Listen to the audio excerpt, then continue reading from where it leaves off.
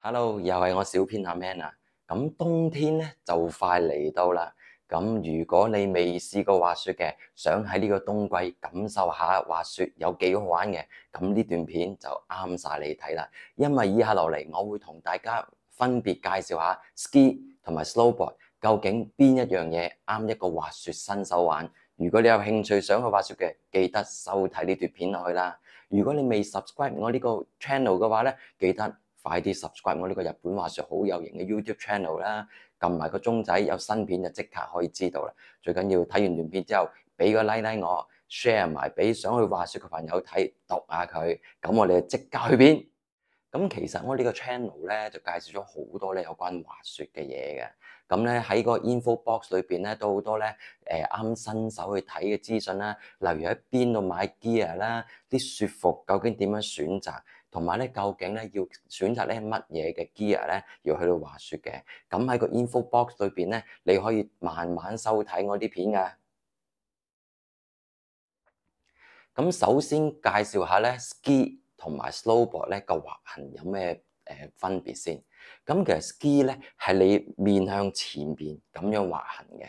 咁如果你係玩開滾軸溜冰啦，係玩開溜冰嘅話咧，呢一個ski 嘅運動咧，相對嚟講咧就會咧比較咧會有熟悉性嘅。咁但係咧，我哋 snowboard 咧，我哋咧就會係側身咁樣滑行。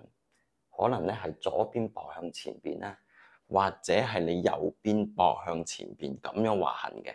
咁因為側身滑行嘅話咧，如果你係玩開 wakeboard、wake surf 或者咧玩開滑板嘅話咧，咁呢幾項運動相對於咧玩snowboard 嘅話咧，個熟悉性咧係會大啲嘅。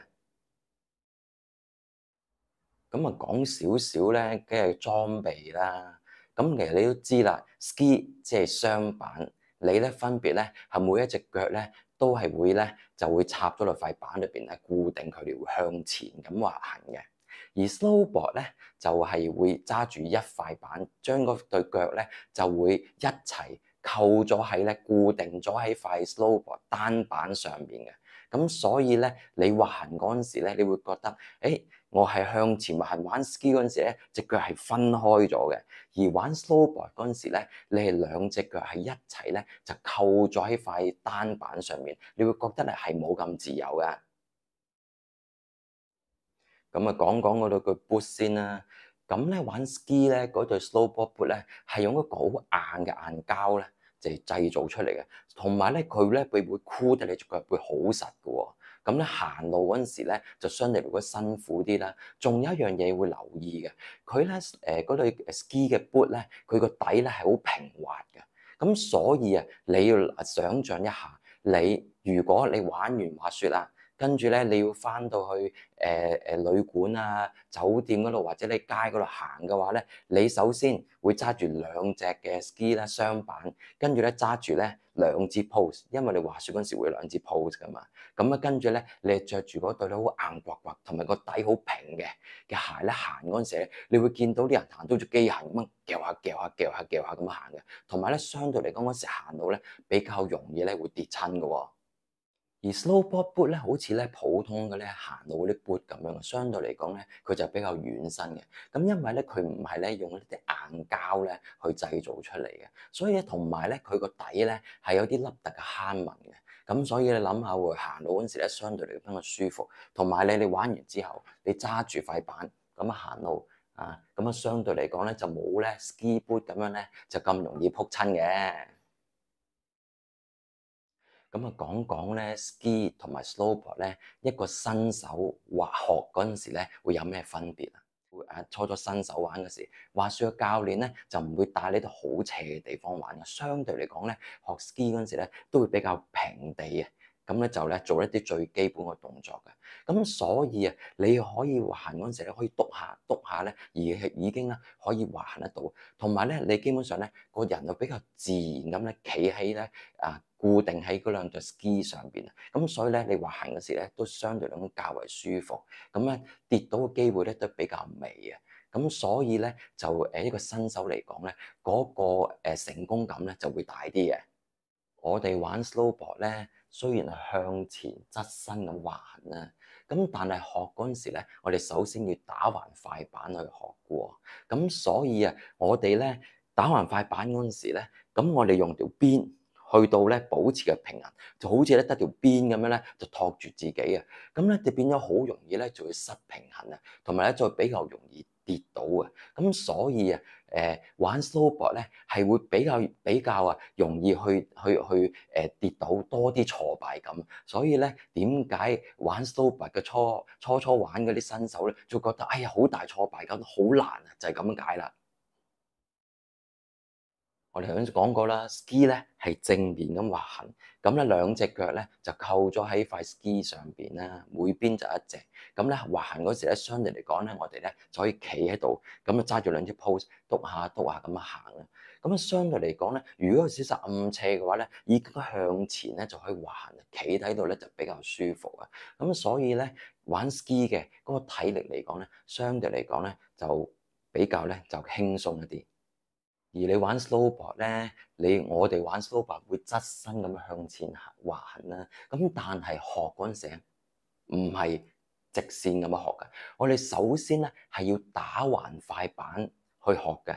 咁所以你個動作就係你打橫快板之後，你會學一個好似首先就學一個落葉飄咁嘅動作啊。將個人咧就向左向右向前咁樣滑落去嘅，而個動作咧相對嚟講就冇 ski 咁舒服，因為咧我哋成日咧都要咧坐低少少個人，而令到咧嗰個條邊咧壓住落啲雪嗰度。咁你成日坐低個人嗰陣時咧，你嗰個大髀咧相對嚟講咧就會比較攰啊，所以咧玩 snowboard 咧相對嚟講個體力咧係要大啲嘅。我咧就係一個 snowboard 嘅教練啦，咁咧安全咧係我首要嘅任務嚟嘅。咁我要話俾你知，ski 同埋 snowboard 佢哋會跌倒嗰陣時會點樣受傷法啦。我哋 ski 咧就向前滑行啊，咁咧通常咧我哋就好少向前或者向後跌倒。咁通常咧我哋會喺側邊咁樣跌倒嘅，打側咁樣就跌倒啦。咁咧通常會整親邊度咧？打側跌倒就會揞到你個盤骨呢個位置啦，可能個膊頭落地啦，咁可能會甚至到會甩骹啦。咁啊跟住咧個頭都會冚親嘅。咁啊隻手咧，但可能都會撐一撐嗰時扭親少少手腕嘅。咁啊所以咧，通常我哋玩 ski 咧就會向側邊咁樣跌，通常都喺側邊啲地方會整親嘅。而我哋玩 snowboard 咧，因為我哋初學嗰陣時咧，我哋會平板面向山腳咁滑落去。另外第二個動作咧，我哋係會背向我哋嘅山腳啊，用我哋腳趾尖咧啊嗰個肉嗰度咧，就嗰條邊咧就挺住自己之後咧，就向後滑行啊！呢個動作就好嚇人嘅喎。咁所以你諗得到啦，如果你面向山嗰陣時，平快板打橫快板，面向山腳落山，我哋如果跌倒嗰時會點樣樣啊？我哋通常係會坐咗落凳咗落地下，凳咗落地下，咁啊劈劈就受罪啦。另外一樣嘢，我哋跌落去嗰陣時，我哋好多時咧會好自然就揾隻手撳咗落地下，咁所以咧手腕會受傷。另外仲有一樣嘢就係我一跌落去嗰個後腦會落地，就呢樣嘢會受傷。咁另外仲有一樣嘢啦。我哋咧可能會向前撲啦，或者我哋背向落山嗰時，我哋會跪低啦。咁如果你跪低或者向前撲嗰陣時，會邊度整親啊？就係你對膝頭哥、心口、你塊面都會整親嘅。咁所以咧，大家去玩 snowboard 或者玩 ski 之前要留意啲安全呢樣嘢喎。另外啦，我又講一講咧，你大家好多時我哋上去嗰個山上邊會坐兩樣嘢嘅。第一係咧，你就會坐個好似雙型嘅車廂啊，咁變咗咧，你就可以揸住你嘅 snowboard 或者揸住呢條 ski 咧，就可以上車咁樣坐喺度就上咗個山上面啦。但係其實我哋好多時咧都係會坐 chairlift 嘅，即係會坐吊椅。咁呢兩樣嘢咧都好，對於咧 ski 同埋 snowboard 嚟講都好大分別嘅喎。咁你 ski 向前滑行，篤咁啊，跟住你個車去到個車站等車行過嚟啦。咁個吊椅一到嗰陣時，咁你就坐低啊。咁啊，跟住咧就帶咗你上去，好舒服咁啊坐喺度啦。咁兩隻腳咧就腳揈揈咁啊揸住兩隻 pose。咁但係 snowboard 唔得，你諗下，如果你兩隻腳一齊 hold 住咗，固定咗你塊 snowboard 上面，你平地你行唔喐噶嘛。所以咧，我哋去到個車站嗰時，或者去到山腳度平地，我哋會係除咗一隻腳，除咗我哋嗰隻後腳，將咧我哋推向前面行嘅。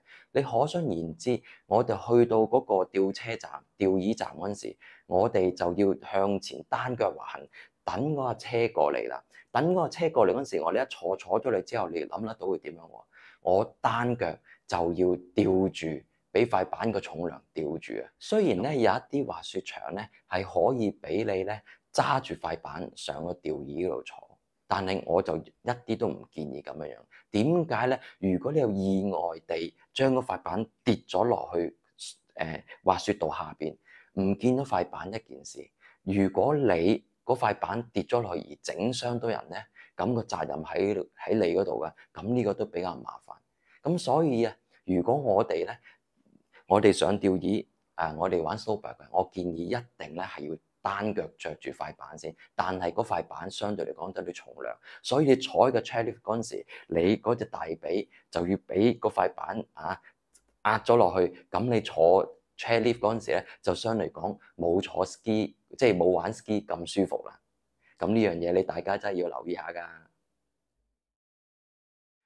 最後啦，你咧要落 chairlift 喎，落 chairlift 你 ski 嘅，咁基本上都係企翻起身篤下篤下咁就行落去。你如果你慢慢識咧剎掣嘅，好似個 pizza 咁樣嘅 A 字嘅 pizza 咁啊剎掣嘅話咧，咁你變咗慢慢可以停得到。但係咧 snowboard 唔得。你諗下喎，我哋平時學玩 snowboard 嗰陣時，兩隻腳都固定咗塊 snowboard 嗰度嘛。但係我哋頭先上 chairlift 係得一隻腳咧，就 hold 住咗喺塊 snowboard 嗰度嘅啫。咁我另外一隻腳就係條條揈㗎啦嘛。咁我哋落 chairlift 嗰陣時，咁點做啊？落 chairlift 嗰陣時咧，就變咗我只可以單腳 hold 住咗喺塊板上邊，而咧你就要側身落車，隻腳咧就慢慢擺落去咧個隻腳嗰度，先至滑落去。仲要因為你咁樣落去變咗咧，你點樣停啊？你可能咧就變咗要等佢直線滑行，慢慢呢個停。如果前邊個距離比較短嘅，你就要揾你後腳慢慢幫你搭喺你塊板嗰邊，慢慢踩停佢啦，少少嘅踩停。呢個咧，如果你係滑雪教練嘅話咧，教練係會教咗你先上車嘅，或者你去 info box 度睇有一段片，我都會教你點樣咧玩 snowboard 嗰陣時點樣落車嘅。所以呢一個落車嗰陣時係好多初學嘅雪友玩 snowboard 嗰啲都會整親嘅，所以大家一定同埋一定重要嘅事要講3次。如果你係一個玩 snowboard 嘅新手，你想上去山上面滑落嚟，如果你係冇教練嘅話，你一定要睇到我段片，學咗一次點樣落 chairlift 先。因為如果唔係好易整親。如果你有教練嘅話，教練一定係會教咗你點樣落 chairlift 先至帶你上去嘅，因為安全係最緊要。Safety is the first priority 啊嘛。頭先我好簡單咁介紹咗 ski 同埋 snowboard 咧嘅分別咯。如果大家我第一次滑雪，想知道究竟我玩 ski 定 snowboard 都好，咁頭先咧我都有少少參考俾大家啦。其實玩 ski 又好，玩 snowboard 都好，都係想感受下冬季運動嘅樂趣嘅。咁我希望你咧嚟緊呢個冬季都咧玩雪咧或者滑雪玩得開心啊！記得如果中意我段片，俾個 like 我。最緊要就係撳埋個鐘仔 follow 我呢個 channel，share 埋俾朋友睇 CLSS 啊！我哋下一段片見啦，拜拜。